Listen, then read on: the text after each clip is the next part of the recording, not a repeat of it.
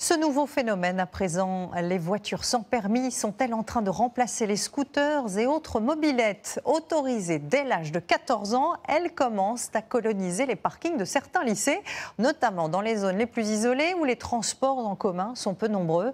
Un exemple saisissant à Genève, dans le Nord, avec Manon Debu et Gauthier Delobette. 1, 2, 3, 4, 5. Certains jours, on en compte près de 100.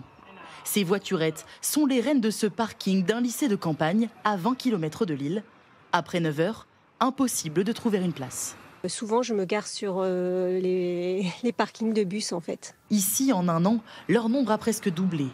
Les lycéens retardataires n'ont plus d'autre choix que stationner sur les espaces verts ou les trottoirs. Inès a déjà reçu 2 amendes de 135 €. Après, il n'y a plus de place sur le parking, on fait notre mieux aussi. Enfin, moi, j'ai pas assez mal desservi. Les bus, ok, je pouvais en avoir un à 9 h, mais pareil, je finis à 14 h, attendre 2 heures au lycée, alors que j'ai le moyen de venir en voiture. À Genève, commune rurale de 2800 habitants, ces voiturettes sont devenues la solution des lycéens en manque de transport scolaire. On aimerait voir plus de bus, on aimerait avoir des meilleurs accès en vélo au lycée. Et on pense que c'est un problème qui n'est pas que chez nous, qui est un peu généralisé, que certaines communes sont un peu isolées du reste parce qu'il n'y a pas les transports en commun qui suffisent. 1 à 2 autocars le matin et le soir. Le niveau de service ici serait pourtant supérieur à la moyenne régionale. La mairie cherche des solutions.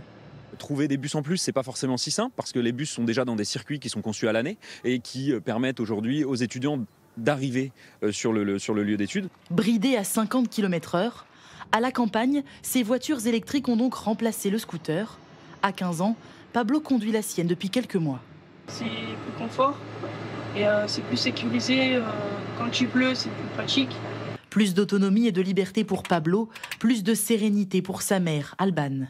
Ça me rassure énormément. Avec les routes de campagne ici, la boue, avec les tracteurs, l'hiver, ça glisse. À l'achat, cette voiture coûte 8 000 €, mais une nouvelle offre la rend beaucoup plus accessible.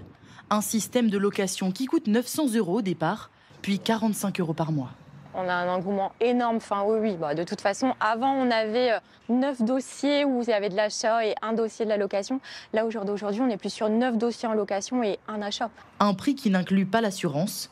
En moyenne, il faut ajouter 80 € par mois pour une assurance tout risque.